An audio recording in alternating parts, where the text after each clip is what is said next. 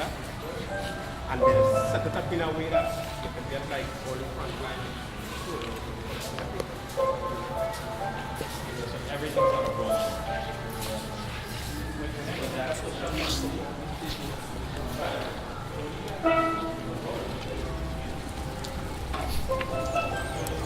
And that right there is one of the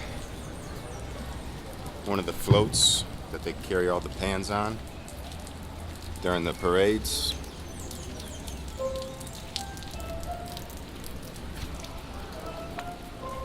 So they hitch it up to a truck, and they put the pans in there, and see, those are the stands that are welded onto the frame, and then the pans hang there, and people are on either side jamming out. See, they're a little decorated. I'm sure they're more decorated as they get closer to carnival season. But yeah, as he was explaining to me, they practice in here, and then the week of, before carnival, then they bring it outside, and people from all around the neighborhood, they come in and they just hang out and listen to the band rehearse and drink and just have a good time and celebrate the carnival season.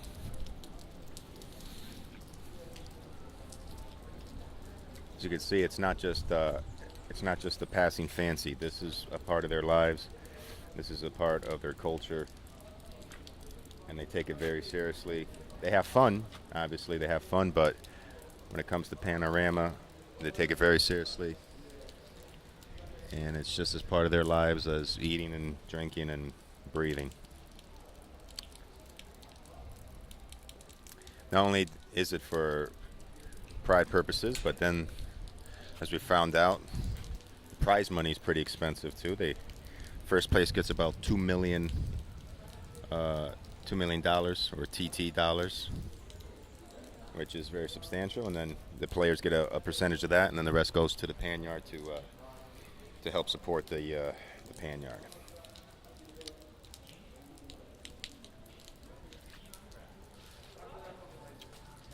As you can see with those young ladies prior, they start off really young,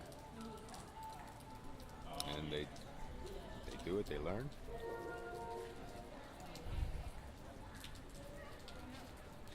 And if you haven't noticed, there's a huge mix culturally, ethnically. There's a huge mix here in Trinidad. You have West Indies, but you also have Indian descent, because many of their ancestors came over here as indentured servants from India, because this was a British colony, and after the slaves were liberated, they needed cheap labor, so they got the Indian folk to come over to Trinidad to work the farm, and then many of them stayed. So, huge Indian population, huge African descent population, and most recently, there's been a huge Middle Eastern influx, Spanish, Portuguese, French, because Trinidad used to be a French colony, and then it was taken over by the British. And unlike the United States, where there's segregation and people live in their separate neighborhoods and whatnot, Trinidad, it's very mixed. As you can see, there's blacks and Indians working, living together, whites working and living with blacks, and it's very, very mixed culture.